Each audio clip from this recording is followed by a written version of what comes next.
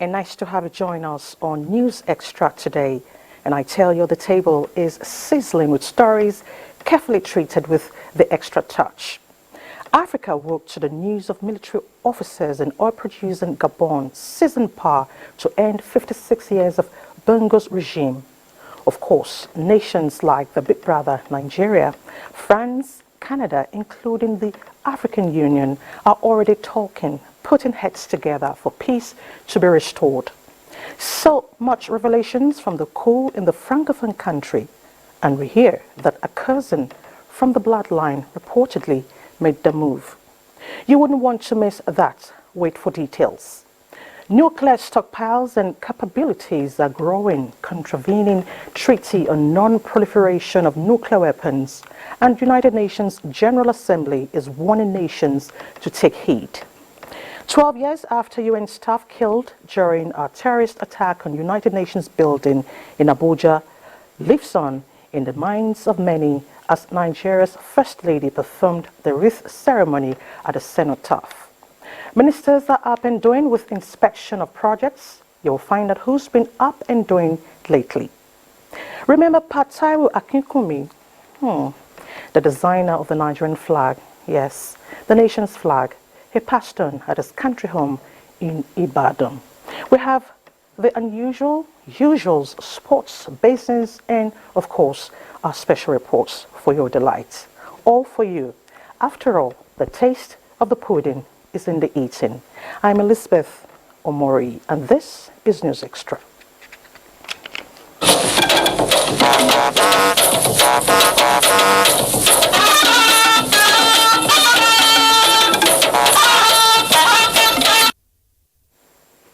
We begin with the Gabon crisis. Gabon junta has named General Brice Ngema as transitional leader.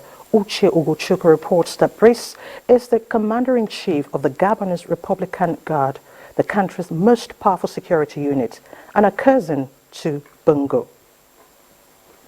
General Brice Oligui Nguema was unanimously appointed chairman of the Committee for the Transition and Restoration of Institutions. General Nguema's rise to prominence has been marked by his influential role within Gabon's political and military circles. Trained at the Royal Military Academy in Morocco, he began his career as an aide-de-camp to a commander in former President Omar Bongo's Republican Guard. Following Omar Bongo's death in 2009, Nguema continued his service under President Ali Bongo, eventually ascending to the leadership of the Guard a decade later. As head of the Republican Guard responsible for presidential security, Nguema worked to strengthen Gabon's internal security systems, but some reforms were viewed as mechanisms to extend President Bongo's time in office. Beyond his military role, Nguema's ventures included diplomatic missions to Morocco and Senegal. He was also known for his entrepreneurial spirit and reportedly amassed significant wealth, earning him millionaire status within Gabonese circles. An investigation by the Organized Crime and Corruption Reporting Project revealed Nguema's investments in U.S. real estate, notably purchasing properties with substantial cash payments. In an interview with French daily Le Monde in 2023, Nguema expressed discontent with President Bongo's rule. He criticized the constitutional violation that allowed Bongo to seek a third term and emphasized the army's decision to take responsibility for the situation. Nguema suggested that Bongo should retire, allowing the country to move forward under new leadership. Meanwhile, Ali Bongo has reacted to the military coup in a short video message. The ousted leader calls on his friends all over the world to make noise and reject the military takeover. My son is somewhere, my wife is in another place, and I'm at the residence. Right now,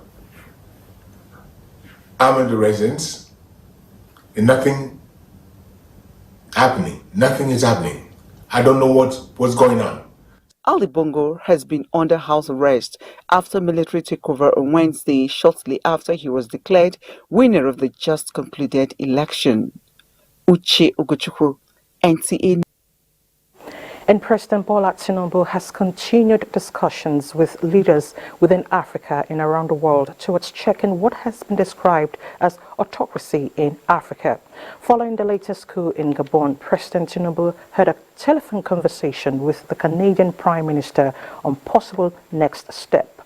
State House correspondent Musbaut Wahab reports. Gabonese went to the polls in a general election on Saturday. Ali Bongo, seeking a third term in office, was again one of the favorites. 4 days later, they did not only put an end to the elections and its consequent results, but also the regime of Mr. Bongo. Senior members of the military say they are now in control of power in the oil-rich Central African country. It's another disturbing development presently in Africa. Also, an unacceptable situation to President Bola Tinubu, who has continually conversed democratic values on the continent. Is of the unwavering belief that power belongs in the hands of Africa's great people and not in the barrel of a loaded gun. The President affirms that the rule of law and a faithful recourse to constitutional resolutions and instruments of electoral dispute resolution must not at any time be allowed to perish from our great continent. The situation in the Central African country is an additional concern for the ECOWAS chairman, who is currently exploring ways to restore constitutional order in Niger, a West African country. His Excellency, Mr. President, has held a substantive extended discussion with Canadian Prime Minister Justin Trudeau. The two heads of state mutually agreed that the promotion and protection of constitutional democratic governance on the continent remains a paramount priority. Just 2 weeks ago, the ousted President Ali Bongo sent an envoy to President Tinubu in his capacity as the chairman of the Economic Community of Central African States, ECOWAS, in solidarity with ECOWAS' position on Niger. Today, the President will need the rest of Africa and indeed the world to salvage the situation in Gabon. From the State House, Musbau and Wahab, NTA News. Meanwhile, reactions have continued to trail the coup in Gabon, which ousted President Ali Bongo Ondimba, halting his 14 years administration. The head of the African Union Commission, Moussa Faki Mahamat, urged the National Army and security forces to adhere strictly to their republican vocation to guarantee the fiscal integrity of the President of the Republic, members of his family, as well as those of his government. Uche Ugochukwu reports. Gabon, a country of about 2.4 million population, has witnessed democratic rule since independence from France in 1960, until a purported coup after President Ali Bongo won an election for a third time of another 7 years, having been in power since 2009. The country has amended its constitution severally, extending the term from 5 years to 7 years. Though the country witnessed a number of developments during Ali Bongo's rule, the military officers said they were representing all the security and defense forces of the country, halting the election results, thereby ending the rule of President Ali Bongo. The soldiers said the election results that gave the incumbent Bongo a victory were annulled, while all borders were closed and state institutions dissolved until further notice.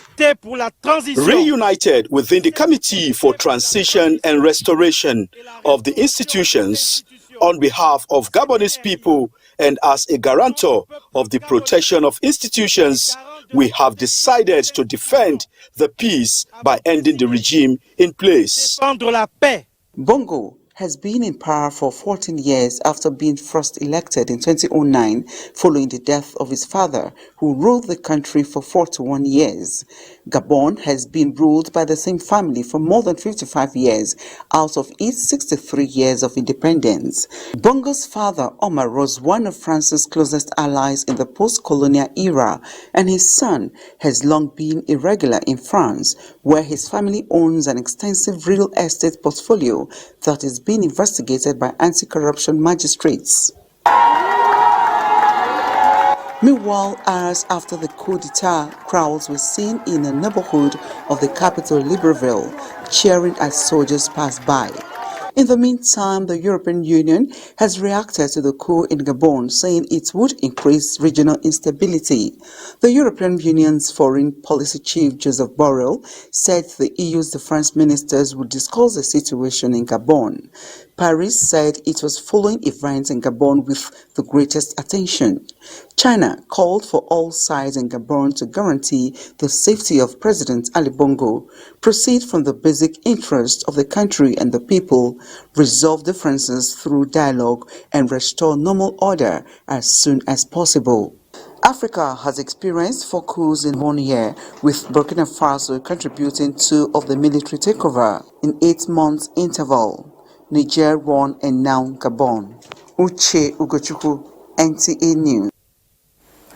Joining me now in the studio to discuss some of the issues raised in those reports on the coup in Gabon is the head of Department, International Relations and Diplomacy, Bayes University, Dr. Adoyi Omale. Dr. Omale, thank you so much for joining us on the news. Thank you very much. Thank you so much.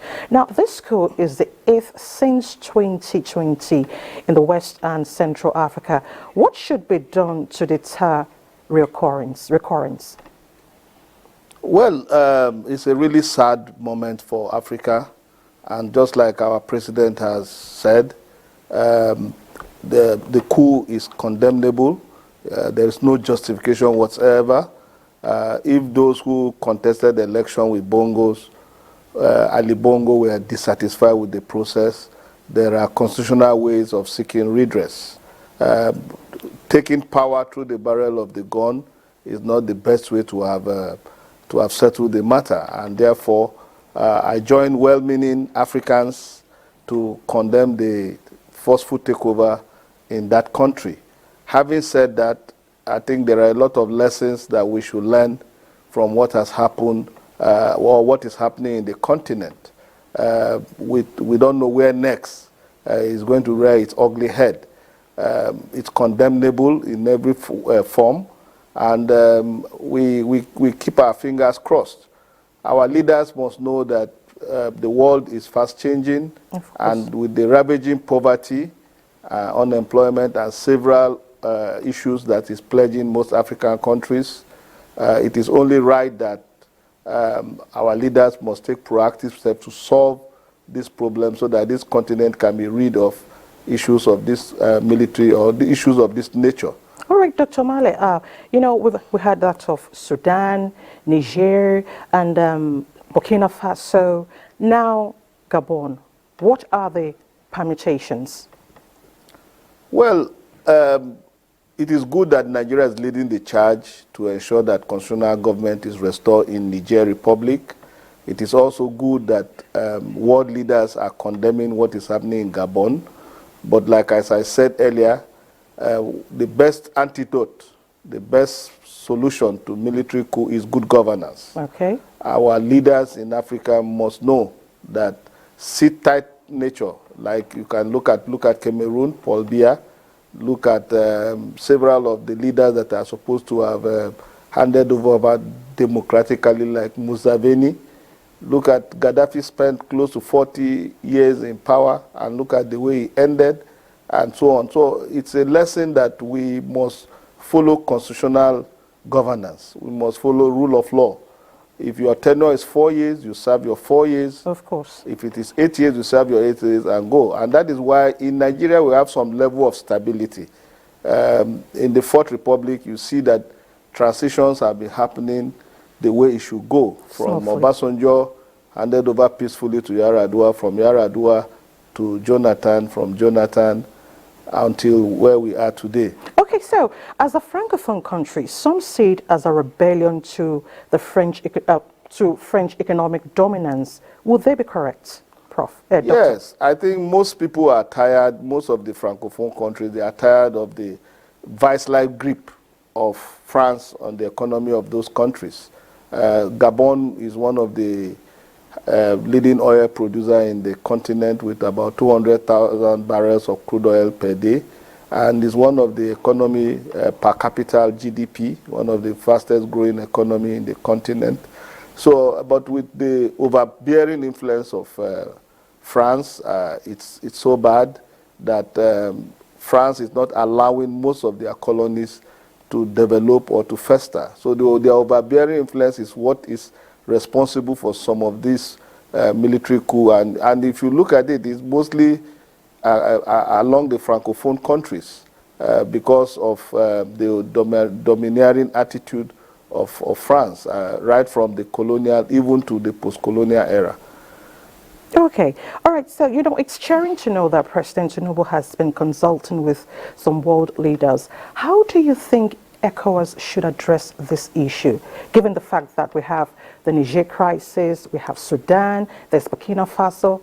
How should this issue be addressed? Well, Gabon is not in ECOWAS. Yes, of course, I know. in the Central Africa. However, what affects one affects the other. They all have rippling effects. Therefore, I want to suggest that dialogue still remains the best option, because by the time the whole continent is up in flames, if military options are adopted, it will not serve anybody any good purpose. So the junta in Gabon will have to be told in clear terms, as the AU and others are saying, that they have to restore constitutional government, and that is the way to go. They should negotiate with them and see a way to restore the legitimate government back to power. Okay. But having said that, you know that it was an election that was the immediate cause of the crisis, where Bongo was said to have won with about 60%. But if you look at Bongo, you will see that he is not even really very healthy. But going into the election, I'm surprised that he would have been going for a third term.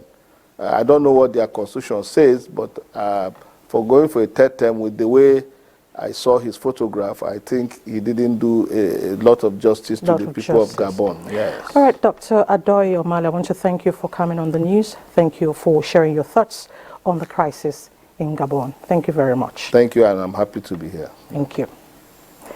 Now, threats to world peace are springing up at an alarming rate. One of such is nuclear armaments, which the United Nations General Assembly is warning has assumed global disaster status stemming from the use of nuclear weapons. President of the General Assembly says nuclear stockpiles and capabilities are growing, contravening the Treaty on Non-Proliferation of Nuclear Weapons. Adebola Broxton Sunday brings us details. At the high-level plenary to mark the International Day Against Nuclear Tests, members of the global body emphasized that the current international security environment is undergoing the most profound changes since the Cold War. Assembly is called to order. President of the General Assembly, Chaba Korosi, said it is the duty of all to ensure that the ban on nuclear testing is legally binding on all states. We need the right policies, the safeguards to protect us against mistakes and poor decision-making. We must remember that the use of any nuclear weapon for any purpose will immediately spiral out of control. That the so-called limited nuclear war does not exist.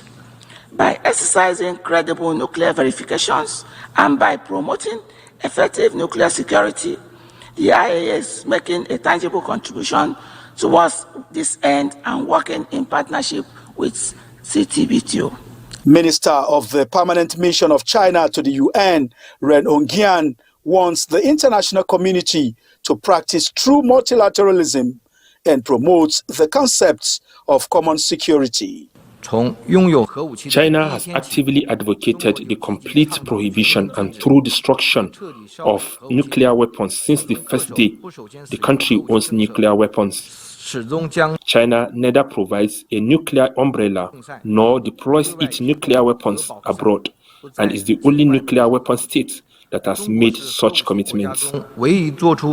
It was at the 64th session of the UN General Assembly in 2009 that August 29 was declared as the International Day Against Nuclear Tests to increase awareness about the effects of nuclear weapon tests, explosions, and the need for their cessation as one way of achieving the goal of a nuclear weapon-free world. Adebola Brookslyn, NTA News. Still talking security, against the long-term negative effects that insecurity has posed to Nigeria's socio-economic well-being, security agencies say they are partnering the bar and bench to make the nation's laws more responsive to yearnings of communities. Speaking at the 2023 Nigerian Bar Conference in Abuja, they are also seeking community support to providing actionable intelligence to security agents. Olabode Arewa was at the meeting. In Nigeria, and indeed across the African continent, insecurity has been an issue of concern in recent years.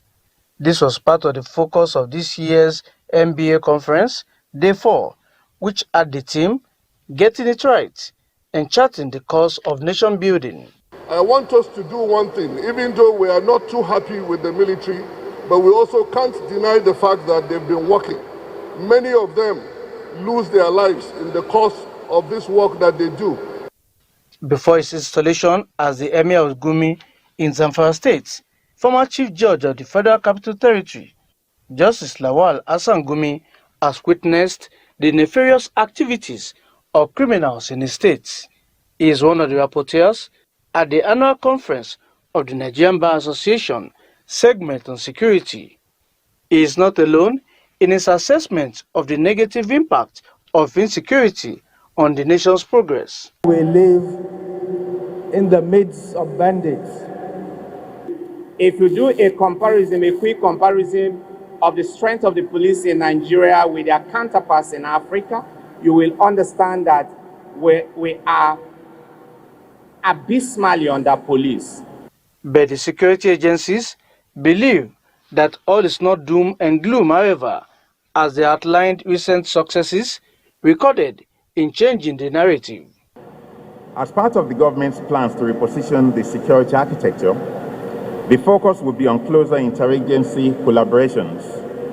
In the same vein, we will engage in capacity building and the provision of material resources needed to win the fight against terrorism and other criminal activities. Minister of Budget and Economic Planning, Atiku Bagudu, also seized the opportunity of the conference to outline how the renewed hope agenda was already addressing youth involvement in crime. We recognize that we must quickly do things differently. We must find more resources that can provide support to those twin challenges. Going forward, other speakers at the conference advocated more collaboration with communities using technology for information gathering on security. In Abuja, Olabode Arewa, NTA News. Away from security matters, designer of Nigeria's green-white-green flag, Pat Taiwo Akinkunmi, is dead. He died late Tuesday in Ibadan. Grace Anyolike was at his residence for a situation report. Taiwo Michael Akinkunmi, OFR, renowned for the design of the nation's green-white-green flag, passed on Tuesday, 29th of August 2023, at the age of 87, at the Kuala Abapanu Ibadan residence of his son, where he breathed his last.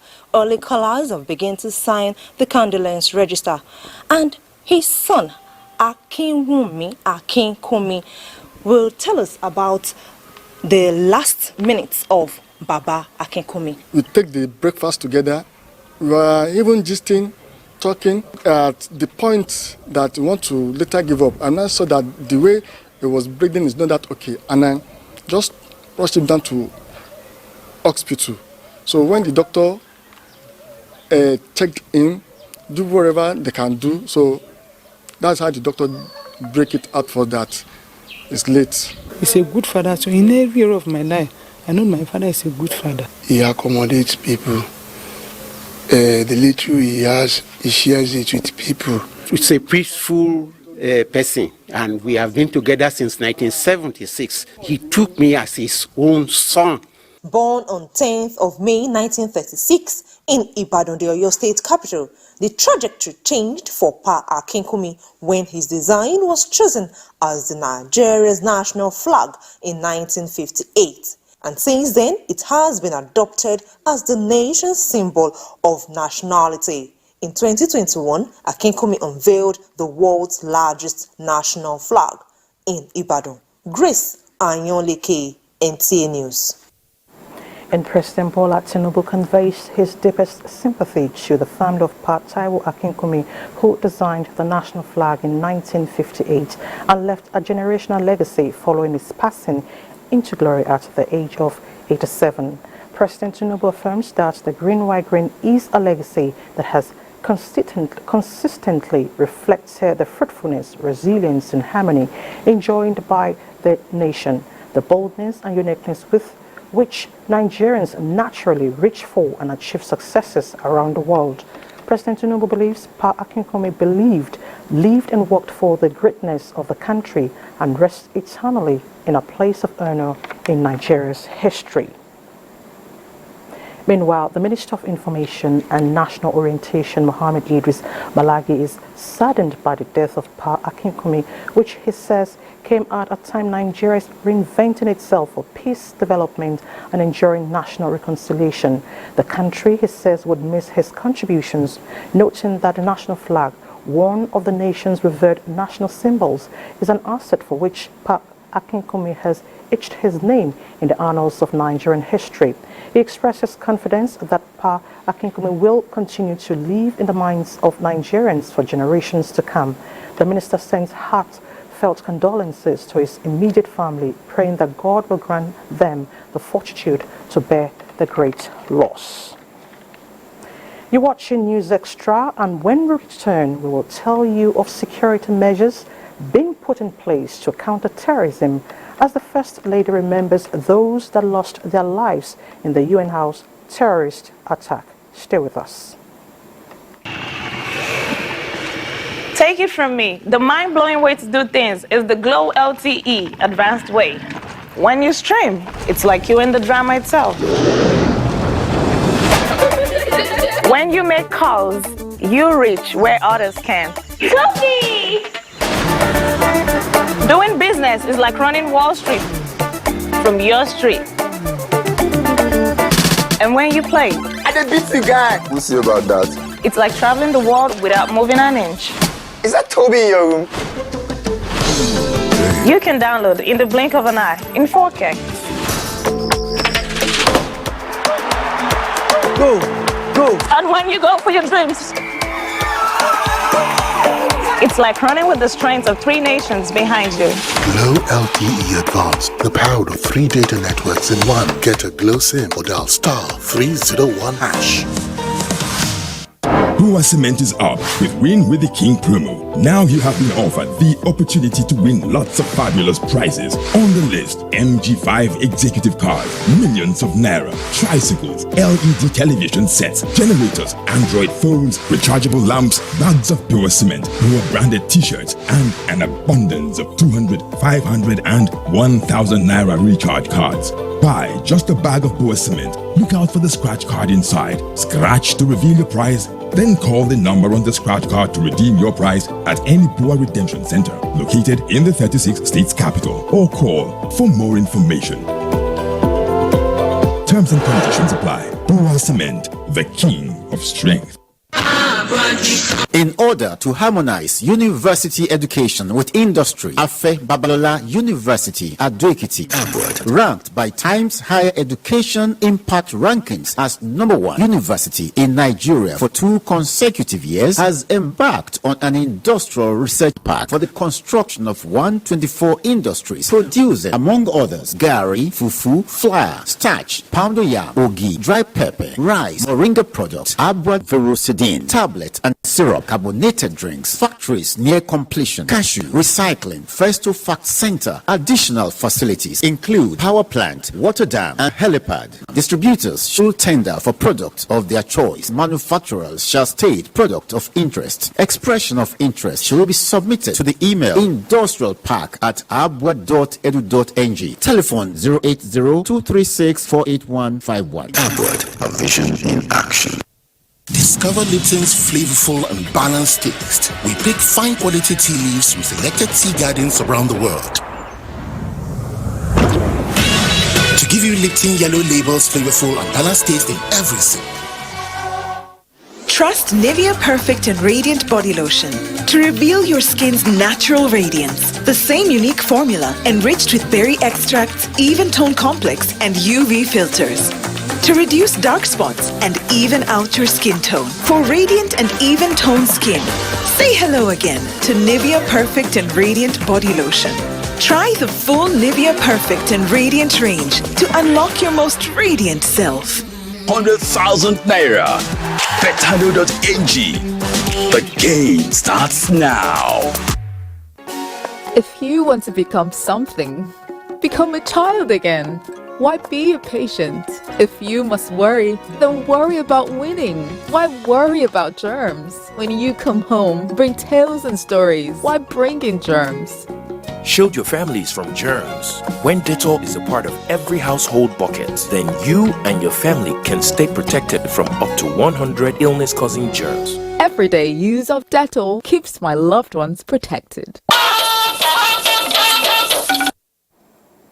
Welcome back. The Nigerian government, through the Office of the National Security Advisor and the United Nations Office of Counter-Terrorism, signed Memorandum of Understanding to further strengthen counter-terrorism efforts in the country. A statement by the Head Strategic Communications Office of the National Security Advisor says the MOUs are in furtherance of Nigeria's joint efforts with the international community in combating global menace of terrorism, which still remains one of the most complex challenges to the peace, security and stability of nations around the world. The parties also pledged collaboration to identify, collect and disseminate good practices, lessons learned and explore new opportunities by promoting dialogue and partnership through the development of capacity building activities. Now, a world where terrorism, along with its severe impact on their society, is effectively combated, can be realized when the global community channels more energy towards fostering peace, promoting dialogue, and combating the forces of hatred and division. Nigeria's First Lady, Oluremi Tinubu, stated this while performing a wreath-laying ceremony to mark the 12th year and remembrance held in memory of UN staff killed during a terrorist attack on UN House in Abuja.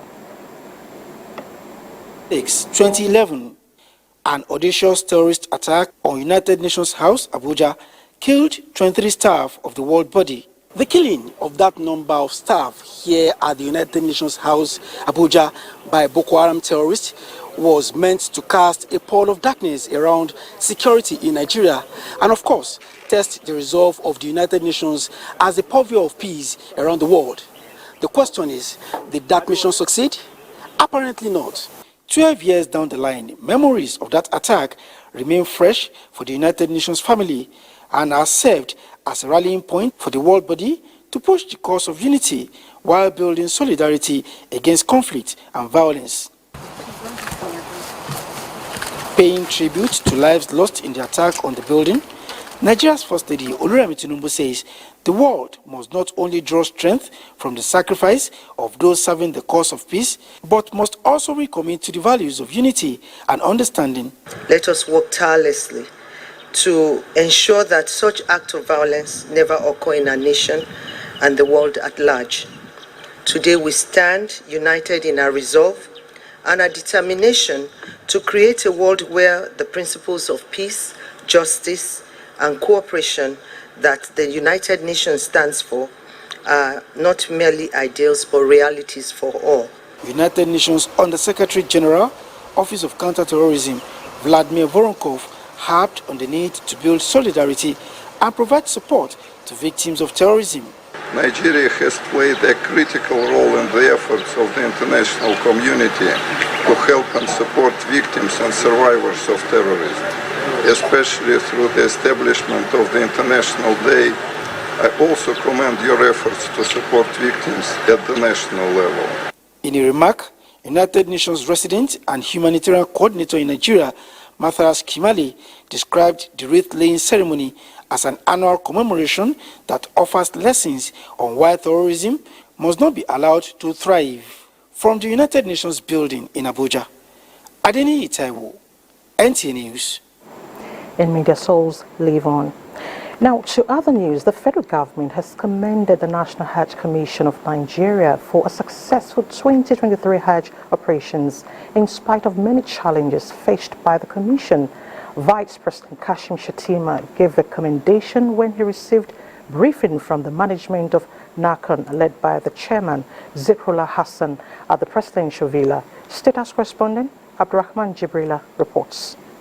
The meeting started with commiseration to the families of 29 Nigerian pilgrims who died during the 2023 Hajj exercise. Vice President Shettima urged the Commission to learn lessons from the last Hajj operations and make efforts to address all shortcomings in the upcoming Hajj. On the welfare of 95,000 pilgrims, Vice President Shettima said the welfare of the pilgrims is at the core of the pilgrimage, and as such, the Commission must give it the priority it deserves. He advised the management to make adequate preparations to take care of the pilgrims, noting that though it is a spiritual exercise, the Commission must not neglect the well-being of pilgrims throughout their stay in the Holy Land. The Vice President also commended the Commission on the various initiatives to further enhance its activities, especially the launching of Hajj Savings Scheme, the Hajj Institute of Nigeria, and the public-private partnership arrangements for Kano, Lagos, Maiduguri, and Ilorin projects. Chairman of the Commission, Zikrullah Hassan, said the 2023 Hajj exercise was successful due to prompt airlift of pilgrims, provisions of accommodation, feeding, and efficient medical services at all phases of the Hajj exercise. The Hajj Commission is actually well prepared for the takeoff of Hajj 2024. As you know, there are a number of issues that has to be settled. Primarily, particularly, is the issue of the exchange rate. And as you are aware, as you should be aware, over 90% of Hajj fare is in US dollars, in the sense of the flight, the cost of the flight, the hotels, all the services being provided in the kingdom. So all these are still being worked out. We already got the approval of His Excellency for us to start in earnest the preparation of Hajj 2024. The Vice President also received former Borno State Governor and APC Chieftain Alimodu Sharif. Today I'm very happy man. Somebody who worked with me for more than 10 years closely, and today he is the number 2 citizen of Nigeria. I handed over Governor Borno to him. He works with me in various levels of governance, and he has exhibited a quality of leadership from time memorial. And God today, by the blessing of His Excellency the President, picked him as his running mate. So I'm a happy man. I come to bless his office and wish him well. From the State House, Abdurrahman Jibrila, NTA News. Updates on humanitarian affairs. 106 persons from across the country have benefited presented with starter packs, medical and educational support funds by the National Mosque Dawah and Welfare Foundation.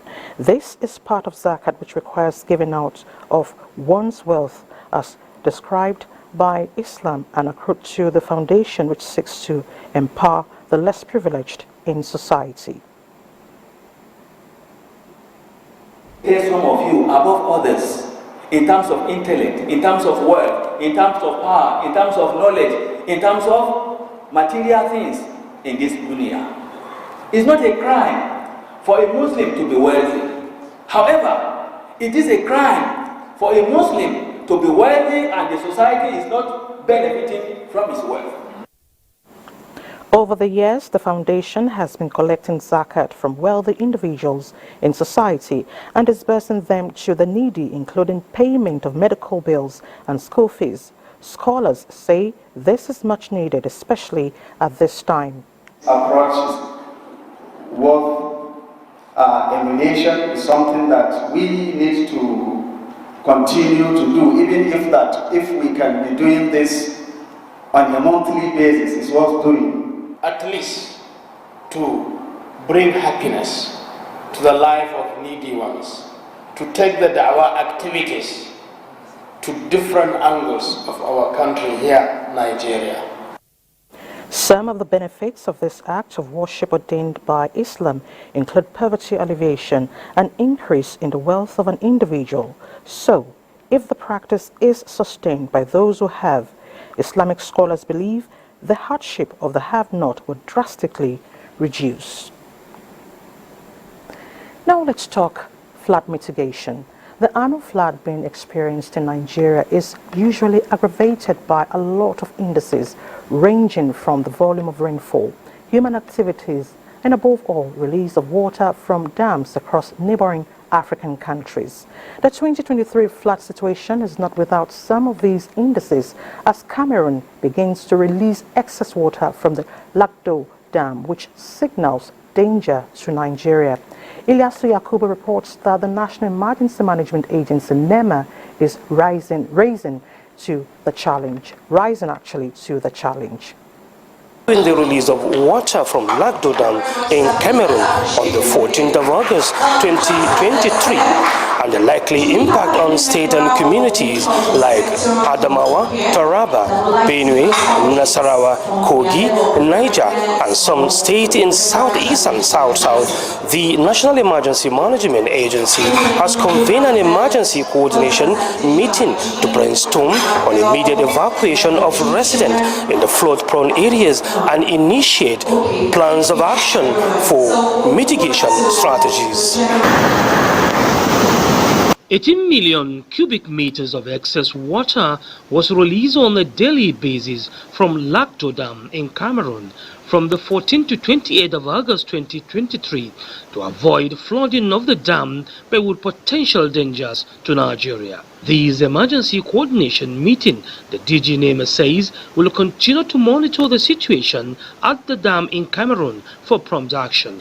We have already started experiencing flood in some parts of the country this year with the onset of the rainy season. The release from the Lagdo Dam will only worsen the flood situation and therefore calls for concerted efforts so as to address and mitigate the impact. On the 3rd of May 2016, President Paul Biya came to Nigeria, met with his counterpart, President Muhammad Buhari, GCFR.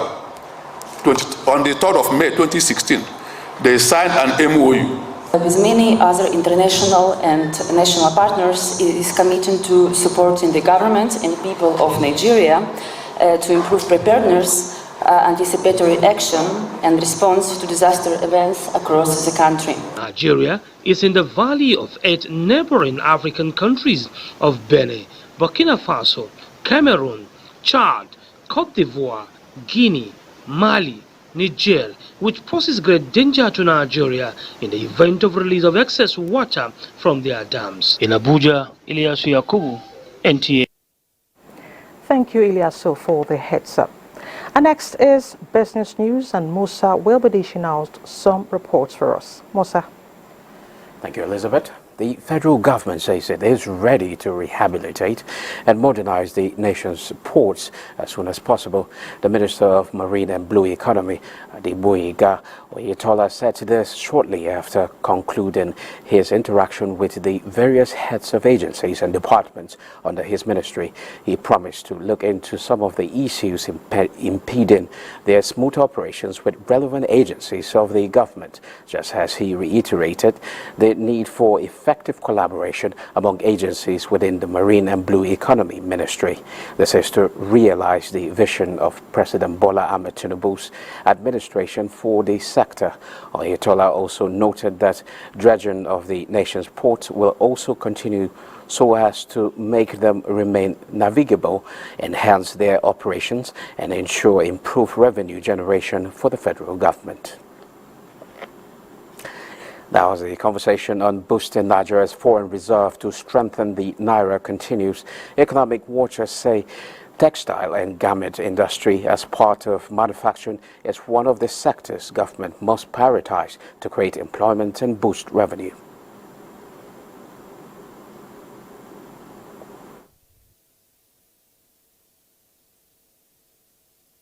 And now to capital markets. The equities market closed midweek session negative as investors lost 27.8 billion naira. The all-share index shed 1.08% to close 66,439.53 basis points. A total of 637 million securities valued at 7.7 billion naira exchanged hands in 10,033 deals. Equity capitalization fell to 36.3 trillion naira. That concludes business news. Elizabeth, is back to you. Thank you, Musa, for the updates.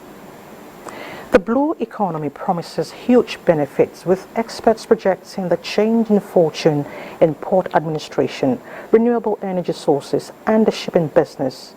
But as a starting point to nursing these gains, key players say the new Ministry of Marine and Blue Economy must prioritize increasing local capacity in the maritime trade. Michael Olale reports.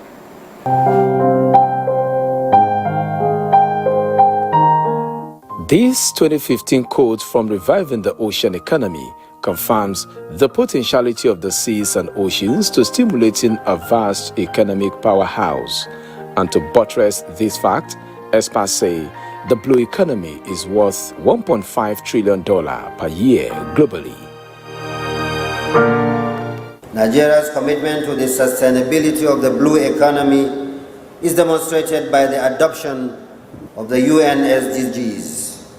Nigeria, realizing this, is now determined to translating its coastline of its 153 kilometers and 200 nautical miles of exclusive economic zone to maximizing the potentials in the blue economy by creating a ministry vested with such responsibility. It will draw attention and focus on technological developments in food production, and of course, it will give rise to smart ports, green and renewable energy production, and focus on other alternative sources of energy. Crucial in the quest to actualizing these lofty ambitions is the call for proper framework to guide the Ministry of Marine and Blue Economy on policies bordering on the Cabotage Vessel Financing Fund, CVFF, and increasing indigenous participation in the shipping business. Marine talks about our waters. The first thing that comes to mind is your floating assets, either fixed or moving. If you don't have your floating assets, then you are not even set to tap into the opportunities in the maritime sector of the economy. While the country commences the voyage of transiting from crude to blue economy, stakeholders are calling for sustainable use of marine resources for future's sake and advocating friendly policies that will encourage many to participate in the promising industry. We are ready, we are onto it, but what left now is how to structure it and have get a sustainability so that we can get the youth employment being expanded. A new path to increasing options of growing the country's gross domestic product has been laid and stakeholders say success will be determined by collaborative efforts among maritime key players. In Lagos, Michael Olaleye, NTA News. I do agree we must harness the potential of the blue economy for national development. Now, the fourth session of the mandatory continuing professional development program of the Association of National Accountants of Nigeria has come to a close with the orientation and induction of new members. Ogochukwu Kaona reports from Benin, Edo State. That was the atmosphere in the hall where 1,067 new members were inducted as officiated by the President and Chairman of Council, Association of National Accountants of Nigeria, an association which prides itself as a premium brand of choice. Of this number, 535 are males and 532 are females. Our law states you must hold an HND or a BSc in accounting or its related courses. If you hold BSc or HND in accounting, it's 9 months. But if it's for related courses, you do conversion.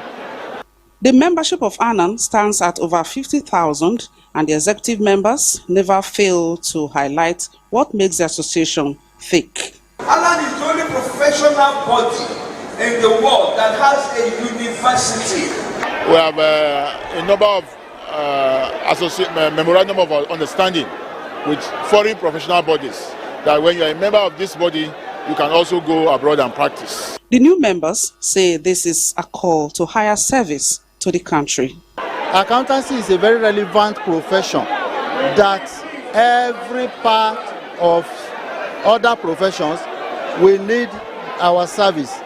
I feel so much excited being certified. I promise to abide by the association rules and regulation, and I promise to put this knowledge into practice by the grace of God. And I will be very, very happy going back to show the stuff I've made of. This ceremony is a fitting acknowledgement of the inductees' determination and diligence on attaining professional status through competence and quality service delivery. In Benin, Ogochukwu Kaona, NTA News. You're still watching News Extra. Time to take another break, and when we're it's good to know you're still there. NTA, you can't beat the rich. That is a popular refrain. And true to it, the authorities strive to continuously upgrade its content and service delivery for viewer satisfaction has received a boost. This was at an interactive forum with content producers and marketers who acknowledged this unbeatable reach and expressed willingness to leverage the authorities' impactful products as the #1 media house in Nigeria. Joseph Orson reports on this engagement. Hello beautiful people, it's another interesting episode of your favorite. These excerpts from some of NTA's programs set the tone for the evening for participants at the forum organized for them to give feedbacks, make demands, and offer suggestions on how to improve content production and market the National Broadcasting House as the most reliable and accessible. Let's do this again. Same time next week. Respect my legacy. The first of its kind in the city of Abuja. You will see that steadily we are growing. As of today, we have 1.6 million followers on Twitter. Our organic impression is 135.5 million. That is 8 million in the last 7 days. On Facebook, as of today, we have 870,000 followers with a page visits amounting to 1.088 million. You can see we have been able to provide a fertile platform for you to advertise. Also, we wish to assure that we will always... For those who have kept up with NTA, it was an acknowledgement that lots of reforms have taken place, particularly online. But they will want to see some impact at the local stations and the reintroduction of traditional NTA programs and family belt. Like some of the clips that I saw here, well, from our members, I was happy to see that it could pass for the same kind of program that you find on any other trending TV channel in Nigeria.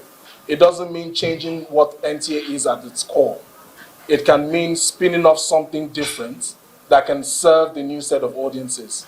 For the Director General of NTA, Salihu Adu Hamid Dembos, ideas and innovations will be considered as the main concern of the organization is to serve the public. On the issue of our local stations, the key problems, I must have to admit, is the issue of power supply, majorly. We have had a pilot test of how we can generate power through solar to transmit 24/7. The headquarters completely will have migrated from the SD to HD/4K. The consensus here is that NTA needs to market itself more, also keep the viewers abreast of improvements made in recent times. In Abuja, Joseph Utsen, NTA News. We don't like to brag at the NTA, but we have what it takes. Fake news has been identified as a dangerous cause of conflict, and the social media have remained platforms where fake news spread like wildfire.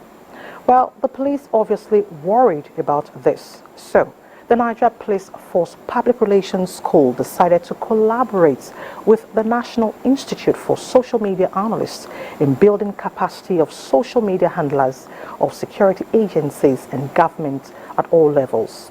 The idea is to curb fake news, enhance national security and effective governance. Francis Fong brings us details. Seated in this hall are social media handlers of different government agencies and corporate organizations receiving training on how to better engage citizens on social media. Every kind of a forum like this, is an opportunity to learn more and new things. So we hope that we will get better in the use of social media after this training. To see how to do more in times of engaging more with citizens, especially residents of FCT, in the area of response to fire incidences and other emergencies. The social media has become a major tool in engaging government at all levels and greater majority of the public, especially the younger generation that is now active on the social media space. This, the force says, is imperative for the social media handlers to begin to inculcate the habit of mentoring, evaluating and analyzing communications for the purpose of utilizing feedbacks and popular trends for providing solutions to various issues of public concern.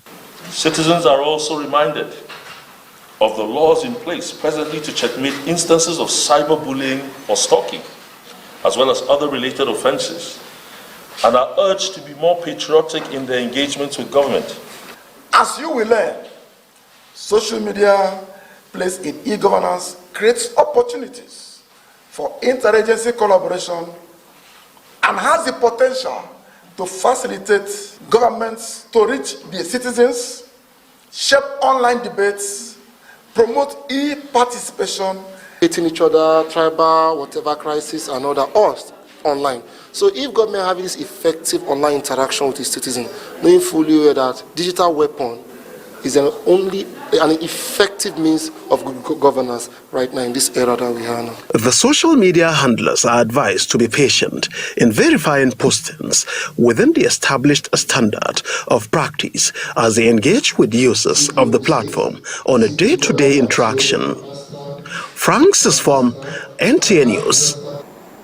Shun fake news and do not share. A growing number of people with disabilities are emerging to give insight on their immense talents and how the country can harness these abilities for national development. Amis Rogo ran into a blind student in Kaduna who is at extinction prospect at a university and dreams of helping the poor with his computer abilities. Unique about this gentleman who is a beneficiary of Samad Bello Foundation scholarship. His name is Yahya. He's from Nasarawa State, and he's obviously a student. He cannot see with his 2 eyes, but believe me, he can see with his mind and with his soul, because he's able to do a lot of things that people with the eyes could not see. It has been said that when he handles the computer, maybe even the Microsoft will have to give him an award. And more than that, he's also a very serious business in social media. He's a beneficiary of the scholarship. So it is amazing what he's going to do differently now. Malan, yes. Congratulations for your scholarship. See my hand, you cannot see me. All right, thank you, sir. And you are at what school? Ahmadu Bello University, sir. Sepiano can be magical on the computer, but it is sociology he studies at the university. He developed his competencies with the computer in his native Nasarawa state and not in any school. Those competencies allow him through his first 2 years at the university, but his performance as a distinction candidate lands him a scholarship. I'm in 300 level, although we're in our 50th year because of the strike and corona. Okay. We would have graduated since last year. So what difference will this scholarship do to you? It will assist me a lot, because if not because of it, I would have deferred my studies for this year. Sepiano has big dream for the future. Yes, I want to become a professor and a programmer, because I want to design things that will, although I have ideas, although I lack support, but I have things that I want to establish that will terminate insecurity in Nigeria using technology. The story of Sepiano and people like him are defining our concept of disability, and is opening a vista of limitless possibility for development of the country, which hitherto have not been properly exploited. In Kaduna, Muhammad Hamis Rogo, NTA News. With this condition, he intends to make an impact to ensure that you save or touch a life someday. Let's take a break. More to come on our lineup.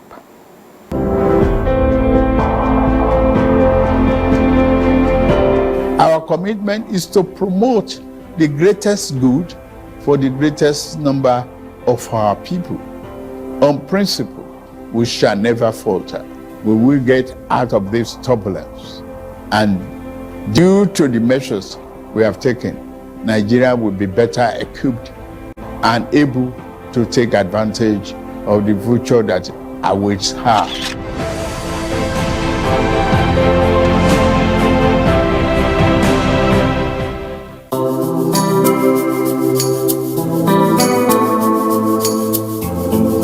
Center for Women Development Abuja is organizing a weekend training program in information and communication technology to allow civil servants, housewives, entrepreneurs, and many others interested in being equipped with ICT skills needed in the digital age. The courses include Microsoft Office productivity packages, data analysis, project management, multimedia technology, computer coding, computer network administration. For registration, contact 08035142552 or 08030590779 or 08052111810. Mariam Babangida, National Center for Women Development Abuja, announcer. Something new is Imagination of TV. A brand new sundial with StarTime's inbuilt technology. New TV innovation with an inbuilt decoder that connects you to both StarTime's antenna and satellite signal. StarTime Sundial TV, you can enjoy over 300 local and international channels, 1 month StarTime's highest bouquet for free, automatic system update. More benefits, more affordable. StarTimes Sundial TV is available in all StarTimes branches and dealers countrywide. StarTimes Inside, entertainment inbuilt. You're still watching News Extra. Sustainable and durable road projects in the country, focal points of the present administration. The Minister of Works, David Umahi, stated this while touring ongoing road projects in the southwest zone of the country. Details with Larry Bilei, who was on the minister's entourage. Minister of Works embarked on the on-the-spot assessment of the reconstruction of Apapa Oworo-Shoki or Jota Expressway, rehabilitation work on Eco Bridge, the Outer Marina Boni Camp Road, and the Eco Bridge through Akpongbo with access ramps. Other strategic road projects assessed were the construction of the Deep Seaport Access Road through Ekpe Shagamu-Bini Expressway, the 54.24 road from Lagos to Ogun State, and the rehabilitation, reconstruction, and expansion works on the Lagos-Ibadan dual carriageway. 98% done. This section 1 of Lagos-Ibadan Express Road, section 1 being done by Julapeja, section 2 is being done by RUCC. That one could be said to be 95% because the carriageway express is said to be up to 100% done. At the Shagamu-Ekpe axis, the minister was accompanied by the former governor and now senator in Ogun State, Benga Daniel, who expressed confidence and support for the rehabilitation work. It has become a security risk for our people. Motorists, in the process of running into potholes, lose their tires, get the vehicle tumbling, and sometimes robbers throw wheel spanners on the way. It is going to be a week-long walking tour going through all the road projects in the zone. The Minister of Works for the next 1 week we are certain if the road projects in the southwest meets the global best standards. In Lagos, Larry Bileyi, NTA News. Still on infrastructure development, a few days after an unscheduled visit by the Minister of Transportation, Saidu Alkali, to Idu train station, observations made have continued to receive swift attention for effective service delivery. The Managing Director of Nigeria Railway Corporation, Fidel Ohiria, said this while undertaking a compliance tour to the Minister's directives. Zinret Dingmon reports. Idu train station, Abuja, has suffered bandit attacks in the past, thereby undermining the ever-busy railway corridor in the heart of the country.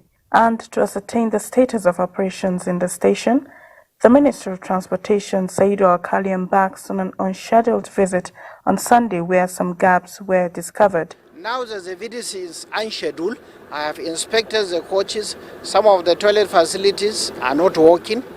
And if he comes, I am now well informed.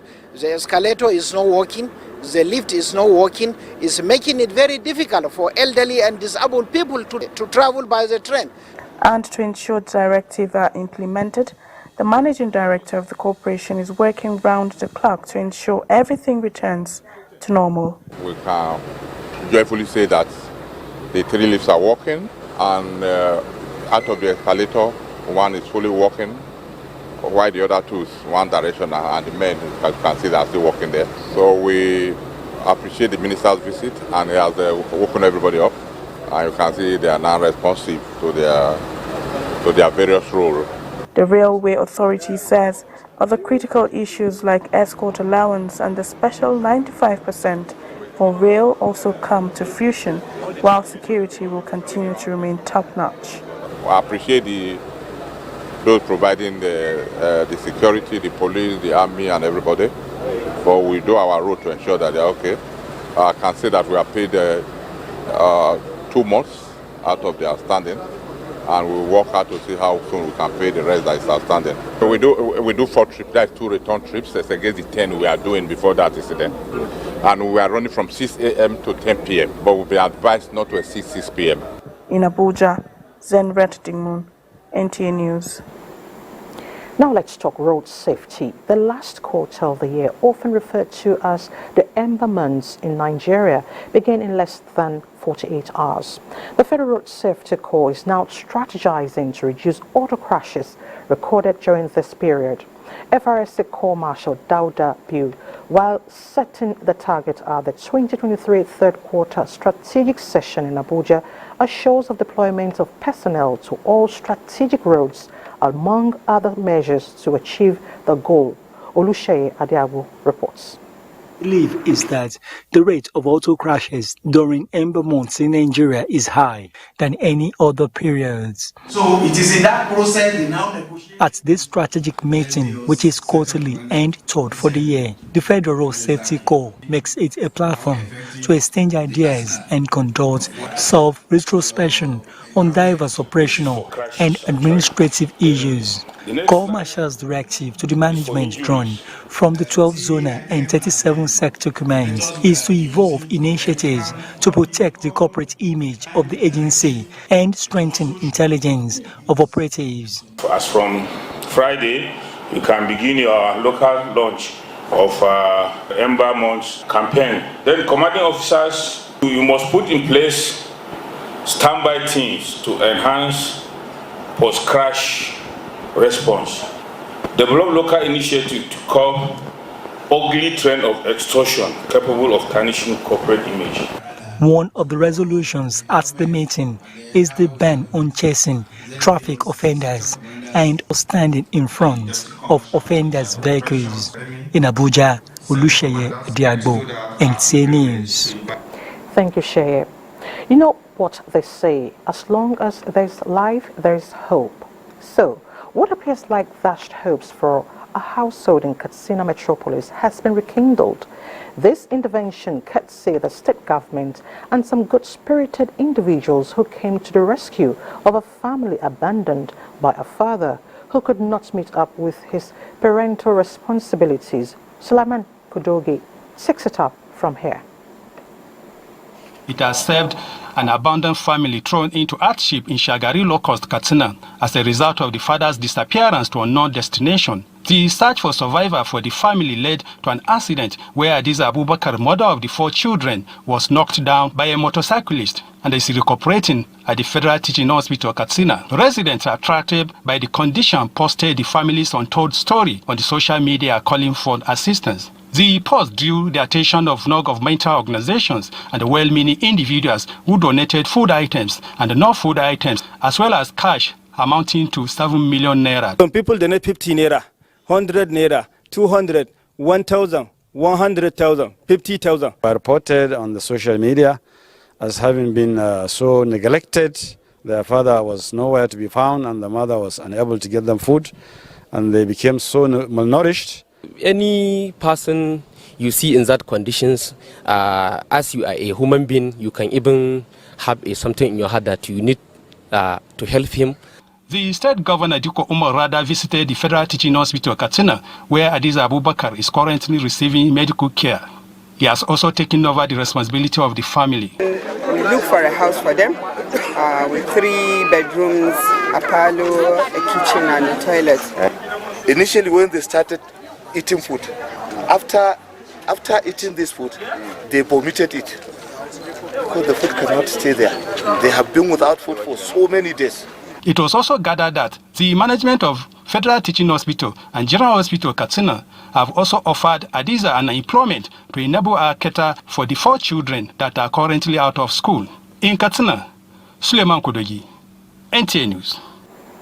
Would you like to join us on this mission? Yes, but how? Just one question. How do you keep your toilet clean? I use regular detergent and bleach for washing and removing yellow stains. I have been using it for years. Oh, madam, the regular detergents and bleach are used for washing clothes. To disinfect your toilet, you need Harpic 10X. It is specially made for germs and stains removal. Harpic sticker formula settles on stains and gives 10 times better cleaning. Wow! Now I'm convinced, Helen Paul. Really? Yeah. The next house is yours.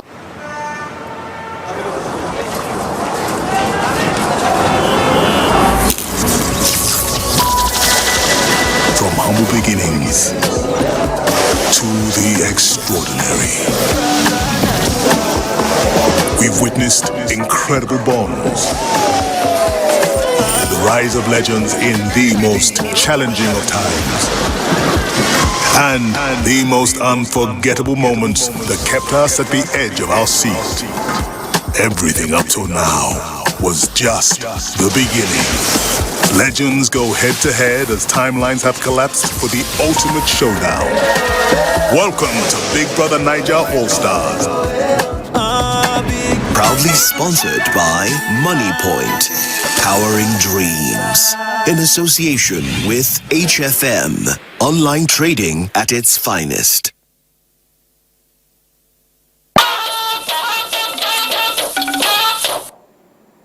Now let's join Austin Edemodo for the latest in the world of sports.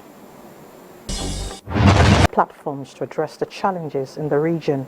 Vice President Kashim Shettima stated this when he received coalition of Northern States Chambers of Commerce, Industry, Mines and Agriculture led by ex-President Dalhatu Abubakar.